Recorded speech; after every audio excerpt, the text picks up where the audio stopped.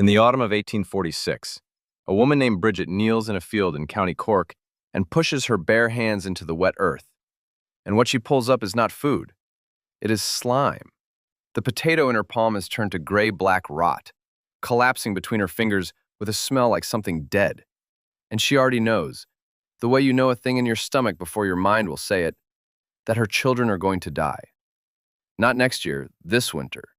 In a country surrounded by water full of fish, on an island exporting food to England in guarded convoys, her family will starve to death over a vegetable that has rotted in the ground.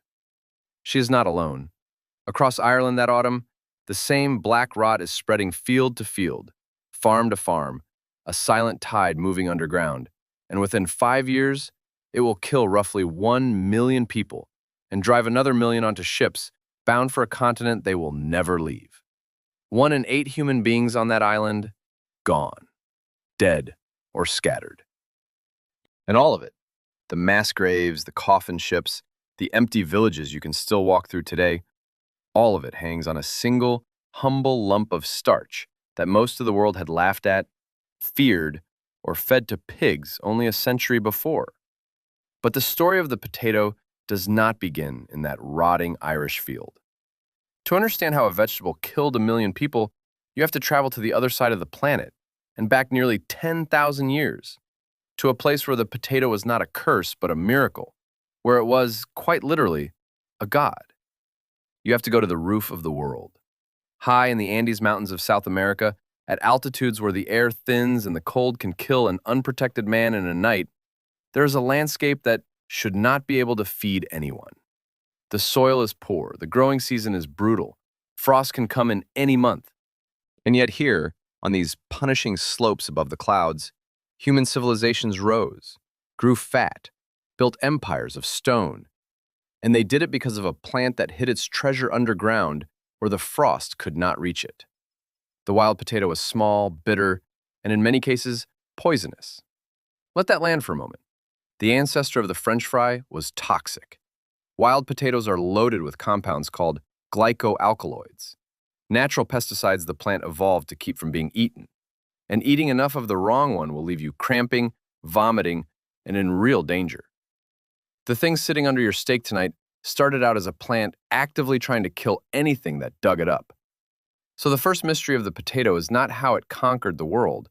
It is how anyone survived long enough to domesticate it at all. The answer is one of the great forgotten feats of human genius, and it belongs to the peoples of the Andes, the ancestors of the Quechua and the Aymara, the mountain farmers who lived on those slopes thousands of years before the Inca stitched them into an empire.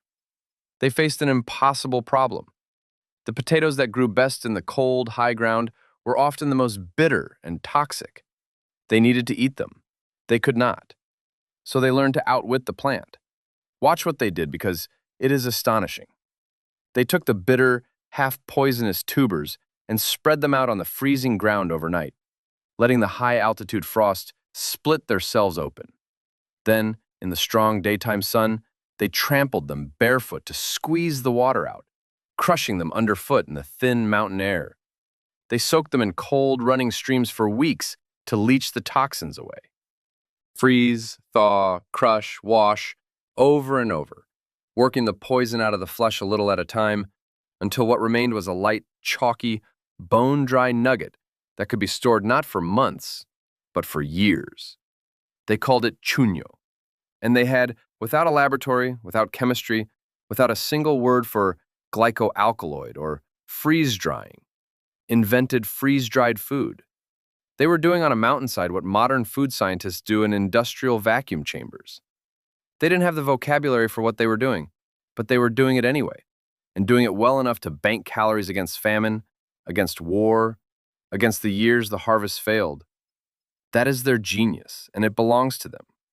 When the Inca built their vast empire and their armies marched for weeks across the spine of the Andes, they marched on storehouses packed with Chuño.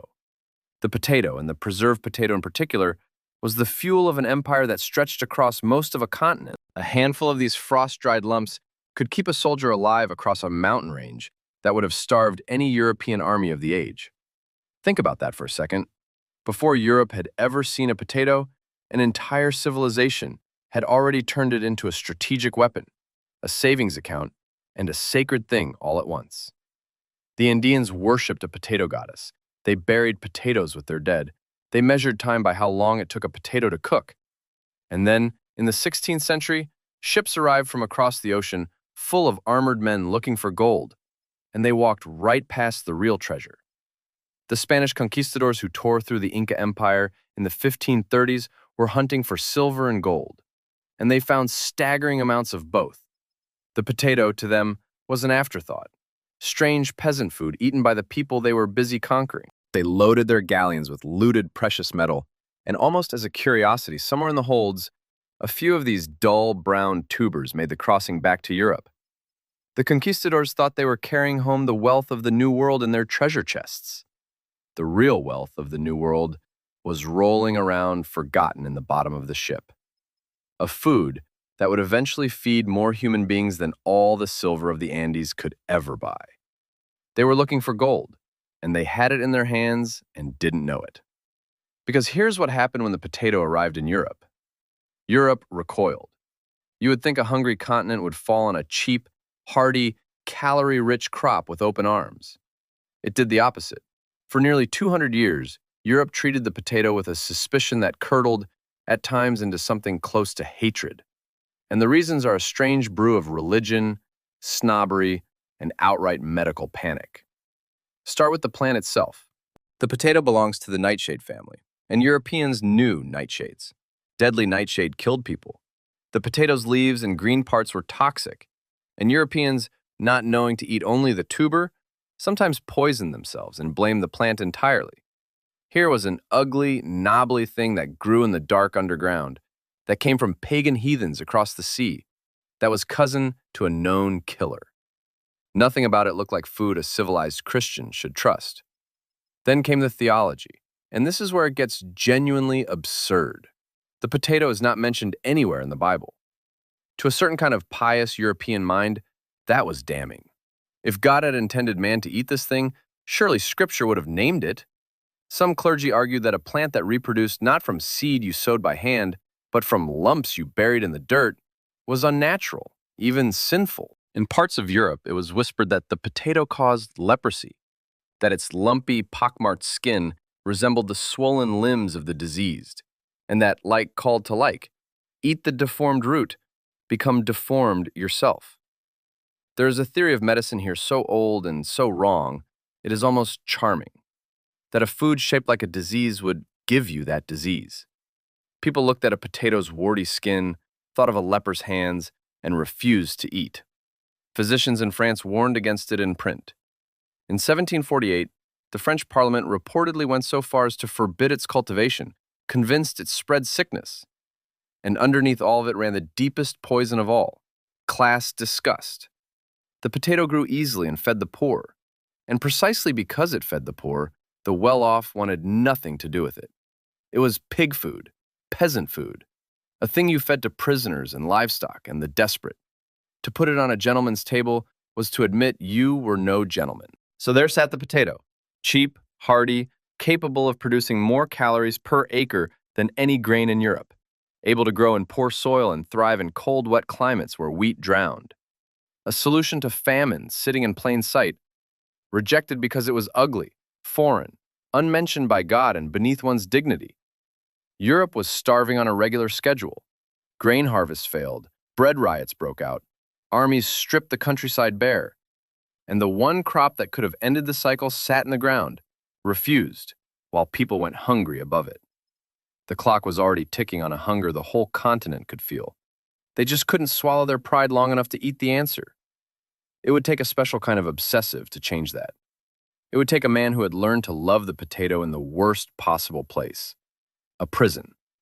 His name was Antoine-Augustin Parmentier, and he is the reason the French fry exists on your plate, though almost no one remembers him. Parmentier was a French army pharmacist, and during the 7 Years' War, he was captured by the Prussians and thrown into a prison camp. There, the enemy fed him what they fed all their prisoners, potatoes. Cheap potatoes, because a prisoner is not worth wheat. And Parmentier did not die.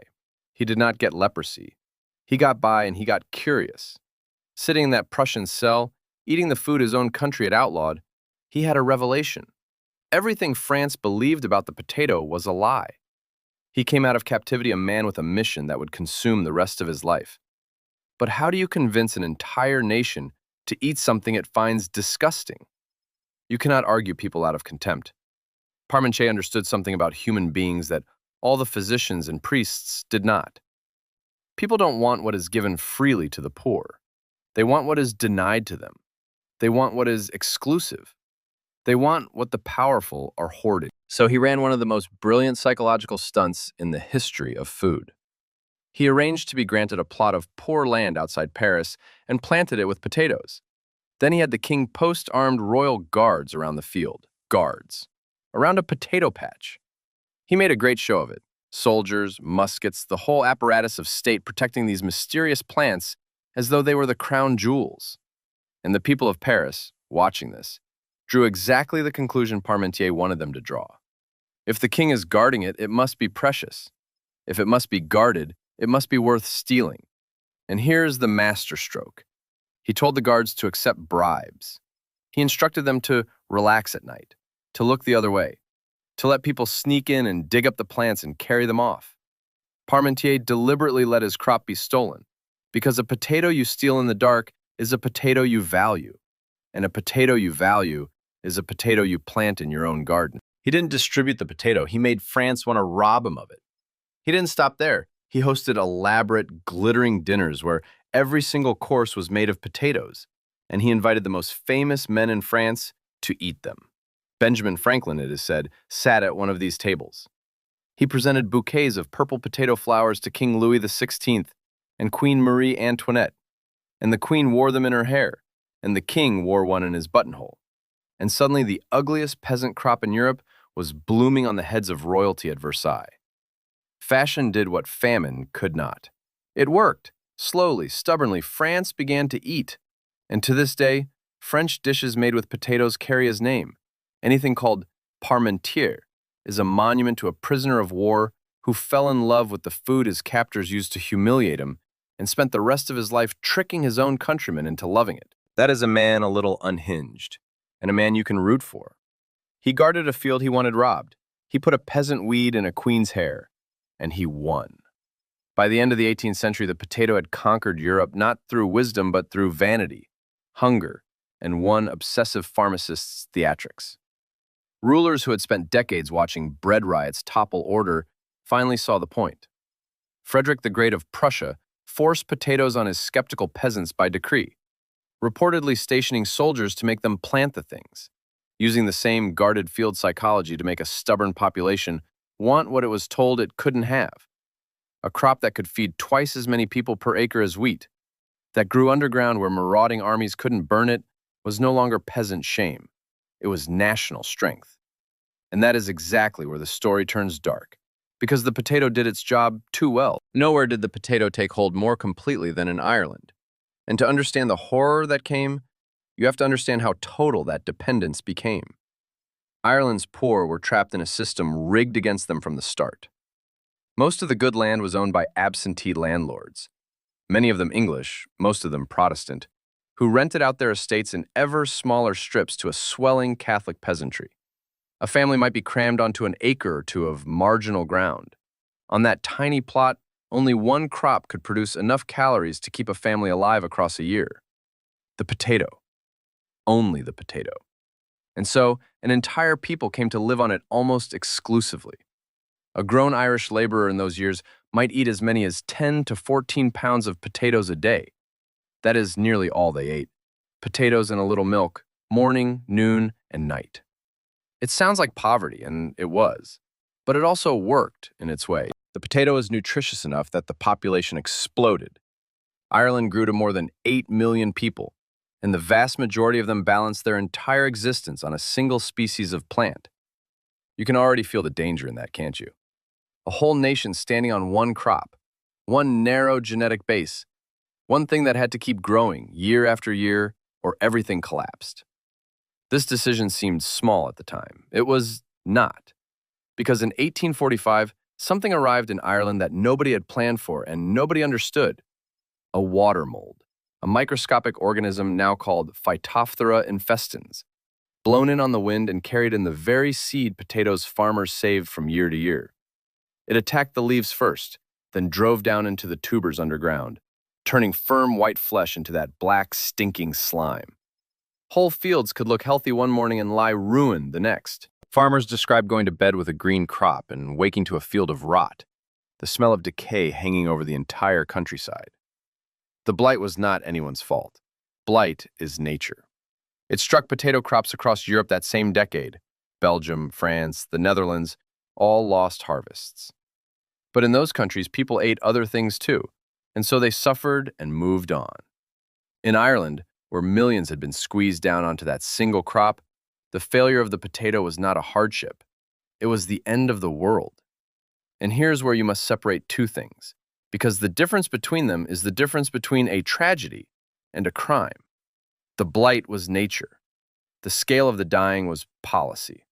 While the potatoes rotted in the ground, Ireland was still producing enormous quantities of other food: grain, oats, cattle, butter, pigs. Food was leaving Ireland the entire time people were starving. Convoys of carts carrying wheat and livestock rolled to the ports under armed guard, past families lying dead in the ditches, and sailed for England. An island of starving people was exporting food. The potato had failed. But the country was not empty of calories. It was empty of calories the poor were allowed to eat, because everything else belonged to the landlords and had to be sold to pay the rent. I want you to hold a single image in your mind, because 1,000,000 is a number too large for the human heart to feel. Picture one family in a stone cabin in the west of Ireland in the winter of 1847. The father has already sold everything: the pig, the tools, the coat off his back. To pay a rent he cannot escape, because if he doesn't pay, he's evicted. And eviction in that winter is a death sentence too. The children have the swollen bellies and the strange downy hair that starvation grows on a body eating itself. Their mouths are stained green from eating grass and nettles from the roadside. And somewhere within a day's walk, a cart of oats grown on the very land they farm is rolling toward a ship. That family is real. That happened tens of thousands of times over. This is the part that should make you angry, because there were men in London making choices about that family, and they wrote their choices down. The most infamous is a civil servant named Charles Trevelyan, the man who oversaw the British government's relief efforts, or the deliberate lack of them. Trevelyan was a devout believer in the free market and in a particularly cold reading of divine providence, and he did not see the famine as a catastrophe to be stopped. He saw it as a correction, a lesson, even, God help us, a gift. He wrote that the famine was the judgment of God on an indolent and unself-reliant people, and that the real evil with which we have to contend is not the physical evil of the famine, but the moral evil of the selfish, perverse, and turbulent character of the people. He worried, in official correspondence, that too much charity would only make the Irish dependent. He wrote those words as a policy position, in government documents, not muttered in private, but set down as the reasoning of the state. He shut down relief works. He blocked the import of cheap food. He let the food exports continue. The blight killed the potato. Charles Trevelyan and the system he served decided how many people the loss of the potato would be allowed to kill. And the answer was 1,000,000 dead, and 1,000,000 more driven onto the coffin ships, vessels so overcrowded and disease-ridden that thousands died at sea. Their bodies slipped into the Atlantic before they ever saw the New World the potato itself had come from. Sit with that irony for a moment. A crop born in the Americas crossed the ocean, fed Ireland until Ireland depended on it entirely, failed, and then sent Ireland's children back across that same ocean in ships full of the dying. The potato went one way. A generation of Irish went the other. That is their story, and it belongs to them. There are more people of Irish descent scattered across America, Canada, Australia, and Britain today than there are people living in Ireland itself. And that is not an accident of history. That is a diaspora carved out of a rotting field by a microscopic mold and a cold man with a pen. Nearly every Irish family in the world can trace a line back to that hunger. It made them who and where they are. Ireland's population has never recovered. Think about that. It is one of the only countries on earth with fewer people today than it had in 1845. Almost 2 centuries later, the wound in the numbers has still not closed. And here's the bitter final twist of the tragedy, one the famine's victims could never have known. The blight thrived precisely because Ireland's potatoes were too alike. The peasants grew one main variety, planted from cuttings of the same stock, generation after generation. Genetically, nearly a single plant repeated 8 million times. Back in the Andes, the mountain farmers had always grown dozens, even hundreds, of different potato varieties in a single field, a living wall of diversity, precisely so that no single disease could take them all. The ancient wisdom that would have softened the famine had been left behind on a mountainside on the other side of the world, and nobody in Ireland even knew it had been lost. So let me pull you back up out of the dark, because the potato story does not end in a grave. It ends somewhere you would never expect, in laboratories, in war rooms, and in orbit. Here's what the potato became. Today it is the fourth most important food crop on the planet, behind only wheat, rice, and corn. A rejected peasant weed, now standing among the 4 pillars holding up human civilization. The world grows something on the order of 350 to 400 million tons of potatoes every single year. The average American eats well over 100 pounds of them annually. Most of it, let's be honest, as fries and chips and the contents of a fast food bag. And that transformation hides a fortune and a scandal. When the frozen French fry was industrialized in the 20th century, it built empires all over again. An obscure Idaho businessman named J.R. Simplot became a billionaire, essentially by figuring out how to freeze potato strips at scale and selling them, by the truckload, to a young hamburger chain called McDonald's. The next time you eat a fast food fry, understand you are eating the product that turned a potato into one of the great fortunes of modern America. The peasant food made a billionaire. The potato went to war, too. Both world wars leaned on it hard. It was the anti-famine crop, the thing you grew when the ships couldn't get through and the grain ran short, exactly as Frederick the Great had understood 2 centuries before. Governments begged citizens to plant it. Navies ran on it. There's even a widely repeated tale from World War I of a U.S. Navy ship that mistook a floating cargo of potatoes for a submarine periscope and opened fire. The humble potato, decorated, in a manner of speaking, for confusing the enemy. And then finally, the potato did something no other food in this story ever did. It left the earth. In 1995, the potato became one of the first vegetables ever grown in space, cultivated aboard the Space Shuttle Columbia as part of research into how to feed astronauts on long voyages. Picture the whole arc of it. A bitter, half-poisonous lump that Andean farmers stomped under their bare feet to leach out the poison 10,000 years ago is now the food we are betting on to keep humans alive on the way to Mars. From a frozen mountainside to the vacuum of space. From a food not mentioned in the Bible to a food growing above the sky. Scientists today, chastened by the ghost of the Irish famine, keep a vast bank of thousands of potato varieties preserved in the high Andes and in vaults around the world, deliberately guarding the genetic diversity that Ireland lacked, so that if a blight ever comes for the world's potatoes again, we will have somewhere to turn. In a sense, we have finally gone back and learned the lesson the Quechua and the Aymara knew all along. It only took 1 million deaths to teach us. So think about that for a second. The next time a plate of fries lands in front of you, hot and salted and utterly ordinary. That golden little thing has been a goddess and a poison. It has fed empires marching across mountains and toppled the pride of kings. It has been forbidden by parliaments, guarded by soldiers as a trick, worn in the hair of a doomed French queen, and grown in orbit above your head. And it has been the difference between life and death for millions of people who never chose to depend on it so completely. And it brings us back in the end to Bridget, kneeling in that cork field in the autumn of 1846, pulling black rot out of the ground with her bare hands, already knowing what the winter will bring. She did not know that the plant betraying her had been a god on the other side of the world. She did not know that its poison had been outwitted by barefoot farmers 10,000 years before, or that the diversity that could have saved her had been left behind on an Andean slope. She only knew that the one thing keeping her children alive had turned to slime, and that the food that could have saved them was rolling past her door under armed guard toward a ship, one lump of starch. It fed empires and it starved them.